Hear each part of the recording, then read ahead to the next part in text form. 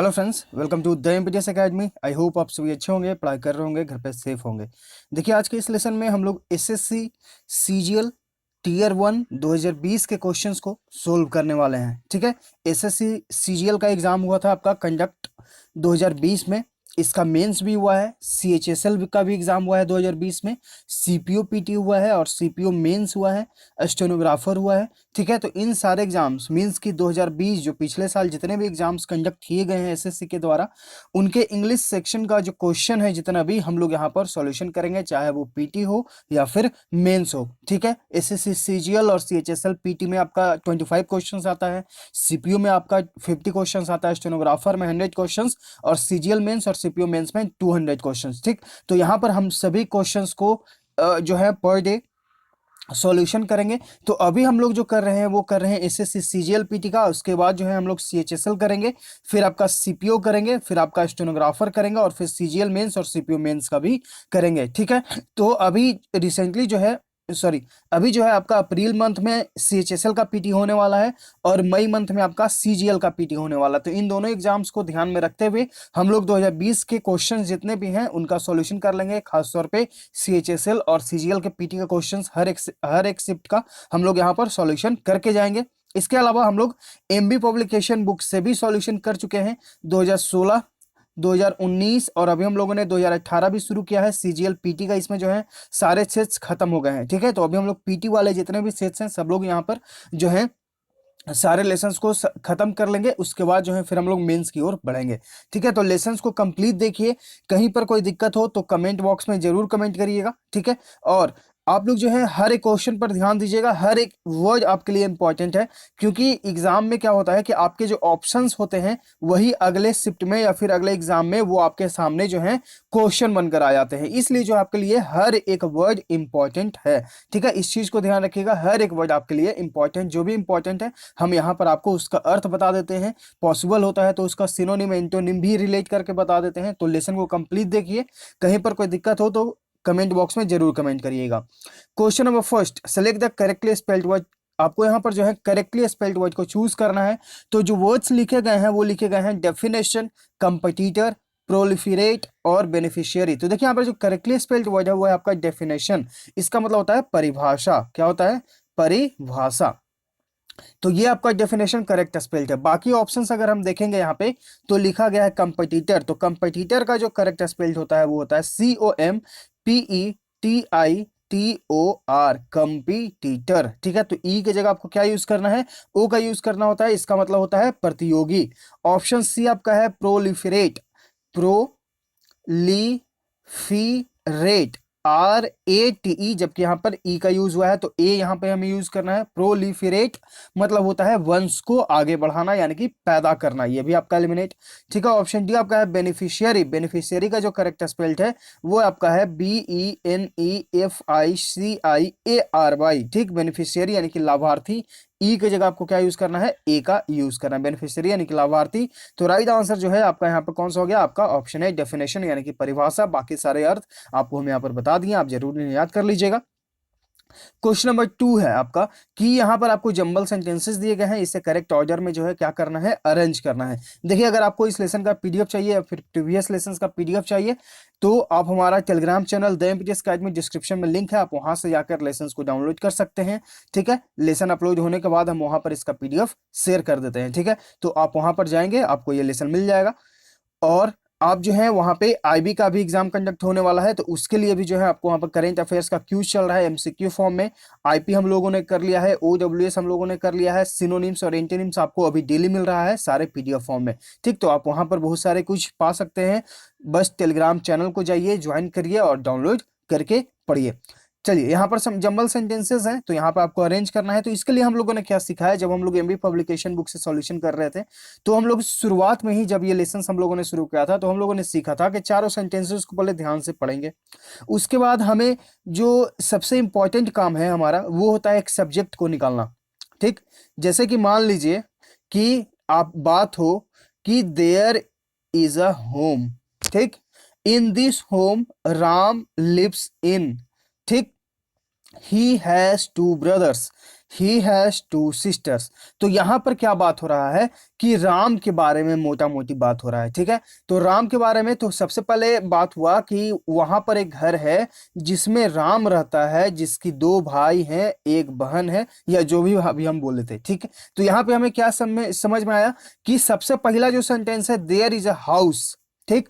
तो हम वहां पर इस चीज को कैसे समझे, जब हमें उसका अर्थ सही से समझ में आया। तो यहां पर भी आपको ये करना है कि चारों सेंटेंसेस को पढ़कर सबसे पहले उनका अर्थ समझना है, तभी आप जो है इन्हें सही से अरेंज कर पाइएगा। तो अर्थ समझने के लिए आप पहले चारों सेंटेंसेस को अच्छे से पढ़िए, और उसके बाद जो है आप थोड़ा सा फोकस करके उनका अर्थ समझिए, और तब उन्हें रिलेट करने की कोशिश करिए कि पहला पार्ट कौन सा होगा, फिर दूसरा पार्ट कौन सा होगा।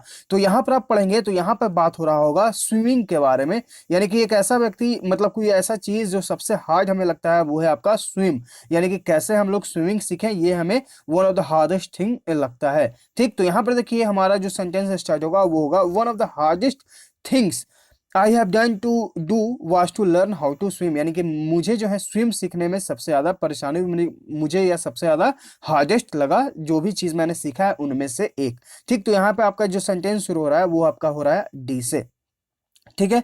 उसके बाद आप यहां पर देखिए, अब यहां पर जो है स्विम में आपको जो है सबसे ज्यादा कठिनाई सीखने में, although I had a fear of water, क्यों, मुझे जो है पानी से डर था, I thought it was an important skill I should learn, चूंकि मुझे पानी से डर था फिर भी मैंने सोचा कि यह एक महत्वपूर्ण स्किल है जिसे मैं सीख सकता हूं, यानी कि डी के बाद आपका आया ए, ठीक। पूरा बात अब स्विमिंग के बारे में ही होगा। उसके बाद आपका आना है कि आई ऑल्सो थॉट, मैंने ये भी सोचा कि it would be good exercise, यानी कि अब स्विमिंग के बारे में बताया जा रहा है कि ये एक अच्छा ये स्किल है, मैं इसे सीख सकता हूँ, और ये एक अच्छा एक्सरसाइज है that to make me physically strong, और यह मुझे जो है फिजिकली स्ट्रांग भी बना सकता है, यानी कि डी एस सी, और एक ऑप्शन बच जाएगा आपका बी, तो यहाँ पे डी ए सी बी, ठीक है। तो यहाँ पर आपका जो राइट आंसर हो जाएगा वो हो जाएगा डी ए सी बी। तो देखिए यहाँ पर आप अपने ऑप्शंस को भी एलिमिनेट कर सकते हैं, अगर आपने इन चीजों को अच्छे से समझ लिया तो दो ऑप्शंस इसके बाद बचेंगे। तो हम लोगों ने देखा डी के बाद आना है आपका ए, तो ये भी आपका एलिमिनेट, राइट आंसर आपका ऑप्शन बी हो जाएगा। तो इस तरह से आप प्रैक्टिस करिए इस पर ज्यादा से ज्यादा। सीजीएल मेंस में अगर आप अपीयर होंगे, और होंगे ही, डेफिनेटली होंगे आप, इसके लिए आपको बस मेहनत करना है। तो सीजीएल मेंस में आप अपीयर होंगे तो वहां पर आपको 20 क्वेश्चंस मिलेंगे जंबल सेंटेंसेस के, तो इस चीज को ध्यान में रखते हुए अच्छे से प्रैक्टिस करिए। क्वेश्चन नंबर 3, करेक्ट स्पेल्ड को आप फिर से चूज करना है। तो पहला वर्ड आपका रिक्रूटमेंट, रिक्रूट पहले आपका हो गया, और उसके बाद मेंट, इसका मतलब होता है भर्ती, ये देखिए आपका यू के बाद आपका आई आना है, एलिमिनेट। रियम्बर्समेंट, इसका मतलब क्या होता है, इसका मतलब होता है भरपाई, ये आपका करेक्ट स्पेल्ड है। ऑप्शन सी आपका है सर्विलेंस, SURVELLANCE, यहाँ पर डबल एल की जरूरत है। सर्विलांस मतलब क्या होता है, निगरानी रखना। और ब्यूरोक्रेसी, ब्यूरोक्रेसी यानी कि ब्यूरो, ब्यूरो और क्रेसी मतलब कि अफसरशाही, यहाँ पे आपका ये भी एलिमिनेट, राइट आंसर आपका ऑप्शन बी। सारे वो जो है इंपॉर्टेंट है, इन्हें जरूर ध्यान रखिएगा। क्वेश्चन नंबर 4, यहाँ पे आपको इडियम का अर्थ बताना है। To take the bull by the horns, इसका मतलब क्या होता है, कठिन परिस्थितियों का आपने सामना किया। ऑप्शन देखते हैं, टू स्पीक एरोगेंटली यानी कि घमंडता से अपने बात की घमंडी होकर, टू एरोगेंट यानी कि घमंड होता है, इस चीज को ध्यान रखिएगा, ये इंपॉर्टेंट वर्ड है, एसएससी में बहुत बार पूछा गया है। टू हैंडल डिफिकल्टीज यानी कि आपने कठिन परिस्थितियों को झेला, राइट आंसर आपका option B. To murder someone यानी कि आपने किसी की हत्या कर दी। टू सरेंडर टू एनिमी, आपने आत्मसमर्पण कर दिया अपने दुश्मनों के सामने। क्वेश्चन नंबर 5, सिनोनिम बताना है आपको पर्यायवाची शब्द इरोडाइट का, इसका मतलब होता है विद्वान, ज्ञानी। ऑप्शन देखते हैं, इलिटरेट यानी कि अज्ञानी, ये तो एलिमिनेट हो गया है क्योंकि ये जो है विपरीत है, एंटोनिम है, हमें बताना है सिनोनिम, इसलिए एलिमिनेट। एक है विद्वान और एक है अज्ञानी, तो ये एलिमिनेट हो जाएगा। स्ट्रॉन्ग यानी कि मजबूत, लर्न यानी कि ज्ञानी, विद्वान, तो राइट आंसर आपका ऑप्शन सी, फैशनेबल यानी कि शौकीन मिजाज वाला। क्वेश्चन नंबर 6, यहाँ पे आपको पैसिव वॉइस बताना है। They are constructing residential youth hostel, they are constructing यानी कि subject plus is am are plus verb का फोर्थ फॉर्म यानी कि आपका प्रेजेंट कॉन्टिन्यूअस। तो जब हम इसे बनाएंगे पैसिव वॉइस में, तो is am are plus being plus verb का थर्ड फॉर्म यूज करेंगे, ठीक। तो ऑप्शंस देखते हैं, ऑप्शन ए आपका है वाज, एलिमिनेट, क्योंकि हमें इज एम आर को ही लेके चलना है।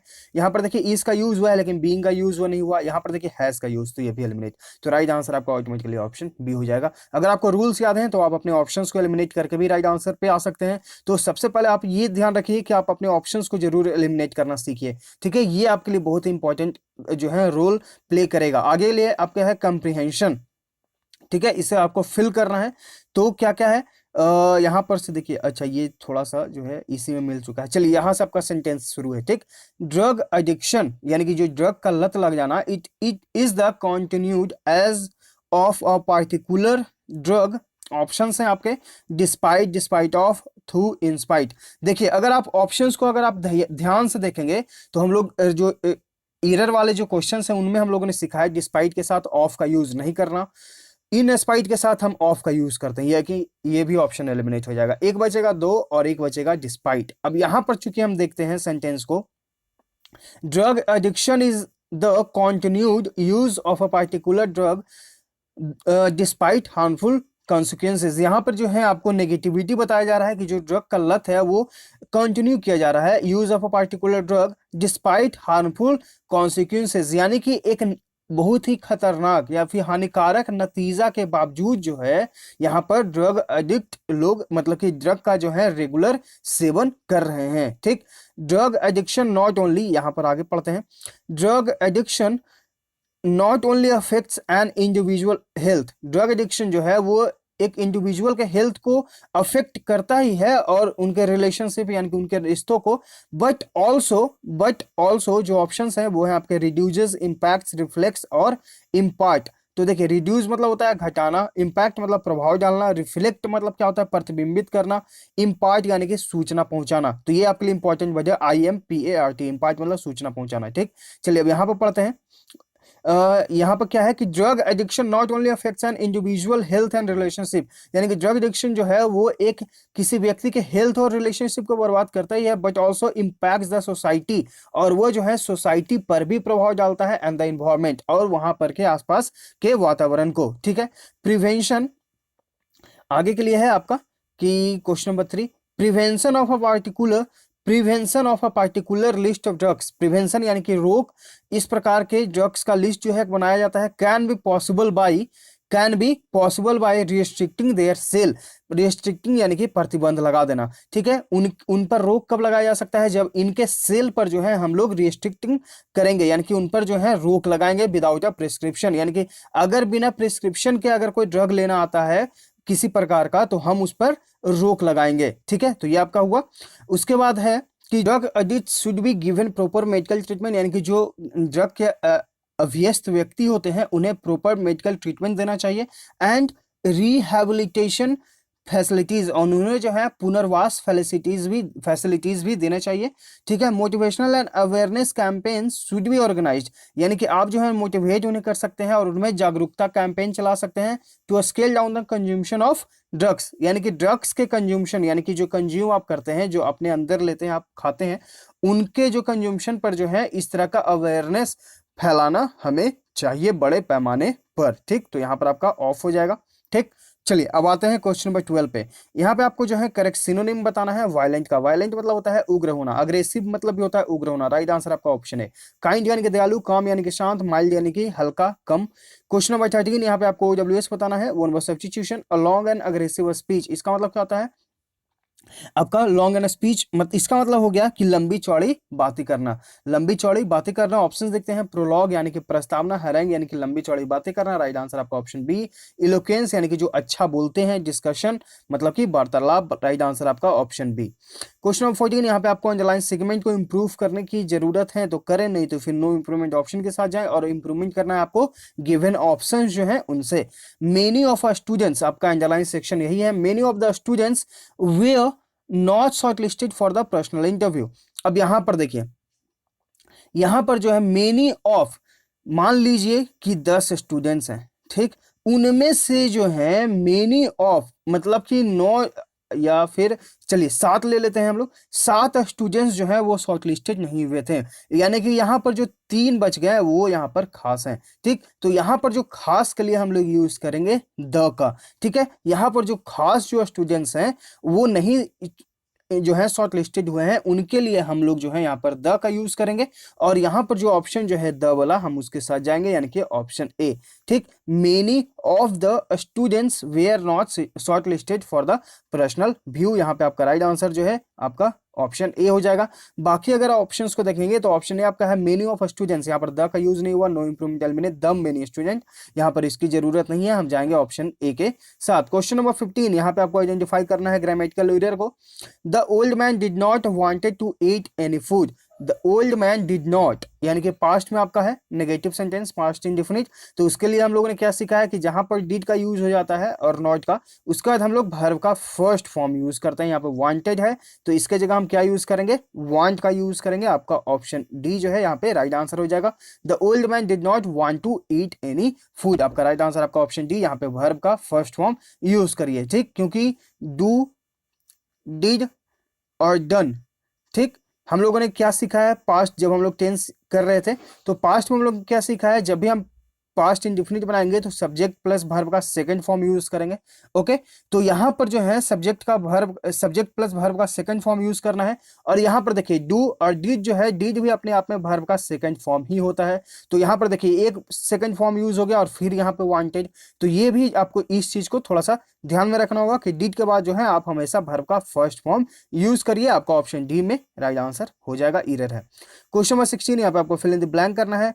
All is endeavours to win his teacher, all is endeavours यानी कि प्रयास, इंडिवियर मतलब क्या होता है, प्रयास, इस चीज को आप ध्यान रखिएगा, एसएससी में ये वर्ड पूछा गया है।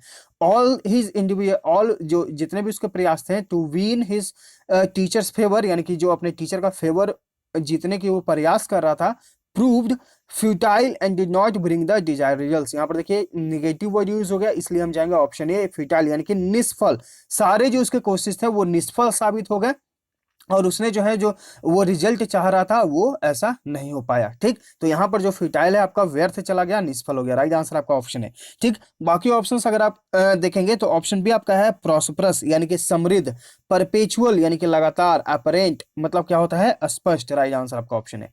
क्वेश्चन नंबर 17, यहाँ पे आपको अंडरलाइन सेगमेंट को इंप्रूवमेंट करने की जरूरत है तो करें, नहीं तो फिर नो इंप्रूवमेंट ऑप्शन के साथ जाएं। When I was working in a software company it was mandatory to register my legally as an authorise software developer, यहाँ पर देखिए जब हम लोग आईबी के मॉक टेस्ट को बना रहे थे तो हम लोगों ने सीखा था I, my self, she, her self, he, himself, they, themselves, we, our self, इस तरह के वर्ड्स हम लोगों ने सीखा था प्रोनाउन में, ठीक। तो यहाँ पर देखिए अगर हम इस चीज को देखेंगे तो यहाँ पर व्हेन आई और अंडरलाइन सेक्शन में यहाँ पर माई का यूज, तो इसके जगह हम क्या यूज करेंगे, माई सेल्फ का यूज करेंगे, तो ऑप्शन सी यहाँ पर देखिए आपका राइट आंसर हो जाएगा। When I was working in a software company, it was mandatory to register myself legally as an authorized software developer, आपका ऑप्शन सी में राइट आंसर है। क्वेश्चन 18, यहाँ पे आपको फिल इन द ब्लैंक करना है।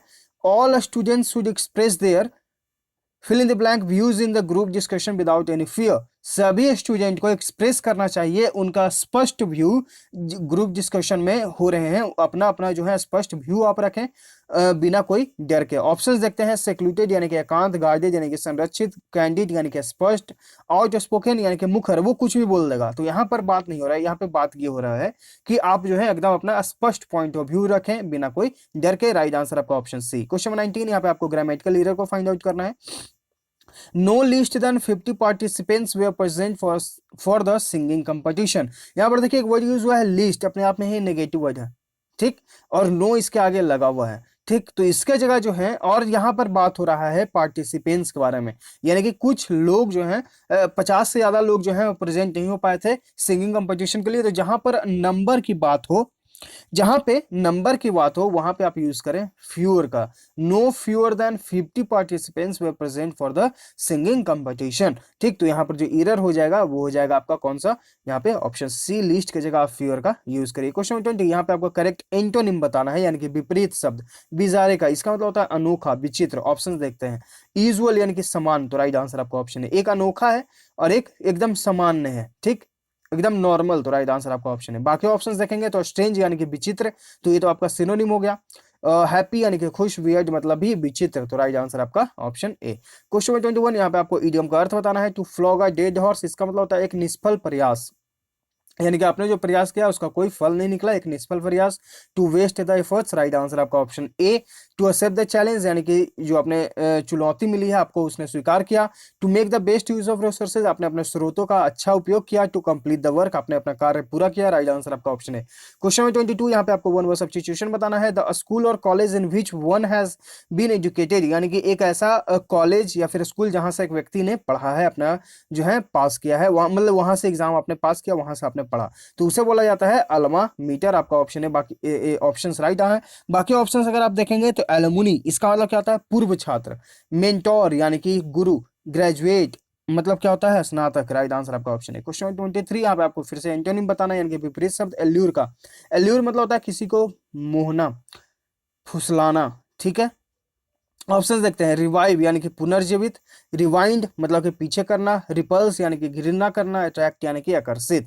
तो राइट आंसर आपका यहाँ पे कौन सा हो गया, ऑप्शन सी। एक तरफ जो है आप किसी को फुसला रहे हैं, उसे मोहित कर रहे हैं, और एक तरफ आप उससे घृणा कर रहे हैं, राइट आंसर आपका ऑप्शन सी। क्वेश्चन नंबर 24, यहाँ पे आपको इनडायरेक्ट डायरेक्ट स्पीच में बताना है। Hello, he said to his friend, what can I do for you, what can I do for you. तो यहाँ पर वो पूछ रहा है एकदम आराम से कि मतलब उसने अपना ये प्यार जताया अपने दोस्त से कि मैं तुम्हारे लिए क्या कर सकता हूँ, ठीक। तो ऑप्शंस अगर आप देखेंगे, यहाँ पर पहले इस पार्ट को देखिए। He said to his friend, ये पार्ट आपके लिए इंपॉर्टेंट है। ही सेड टू यानी कि आपका ये जो है पास्ट में है, ठीक। तो आगे पार्ट भी आप पास्ट में ही इसे कंप्लीट करेंगे, ठीक। तो यहां पर देखिए, ऑप्शन ए आपका है told hello, he told hello and ask his friend, ऐसा तो यहाँ पे बात नहीं रहा, ही टोल्ड हेलो, ठीक। यहाँ पर वो उसने अपने दोस्त से पूछा कि मैं तुम्हारे लिए क्या कर सकता हूँ, ये हेलो वाला जो वर्ड है वो बाद में आएगा, ठीक। Eliminate, he said hello, eliminate, क्योंकि सेड टू को हम लोग टोल्ड में चेंज कर देते हैं, यहाँ पर तो ये सही था, लेकिन हेलो का यूज नहीं है, eliminate. He asked and greeted, उसने पूछा और उसके बाद ग्रीट किया, नहीं।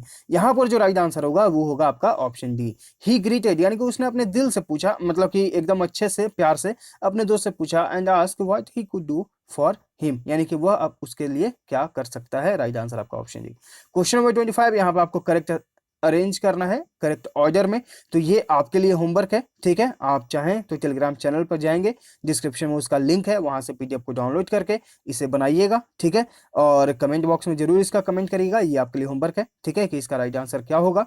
और ये देखिए, इस प्रकार के जो है आपको डेली सिनोनिम्स और एंटोनिम्स जो है आपको मिल रहा है पीडीएफ के फॉर्म में। हमारे टेलीग्राम चैनल जो है, देखिए यहाँ पर एक वर्ड लिखा गया है एक्सप्लिसिट, इसका सिनोनिम बताया गया है, इसका एंटोनिम बताया गया है, यहाँ पे इसका अर्थ बताया गया है, और ये एक सेंटेंस में समझाया गया है, ठीक। तो ये पीडीएफ आप हमारे टेलीग्राम चैनल से विदाउट एनी कॉस्ट पा सकते हैं, आप वहां पर जाके इसे डाउनलोड कर सकते हैं। तो ये है डिटेल में 5 मार्च 2020 सेकेंड शिफ्ट का इंग्लिश सेक्शन का सारे क्वेश्चंस का डिटेल में सॉल्यूशन। आई होप आपको हर एक वर्ड हर एक क्वेश्चन अच्छे से समझ में आ गया होगा। तो लाइक करिए, शेयर करिए, अगर आप चैनल पर पहली बार विजिट कर रहे हैं तो चैनल को सब्सक्राइब कर लीजिएगा, ताकि आपके पास नोटिफिकेशन जाता रहे, आप अपडेट होते रहे। हम लोग मिलते हैं आगे के लेसन में। Thank you.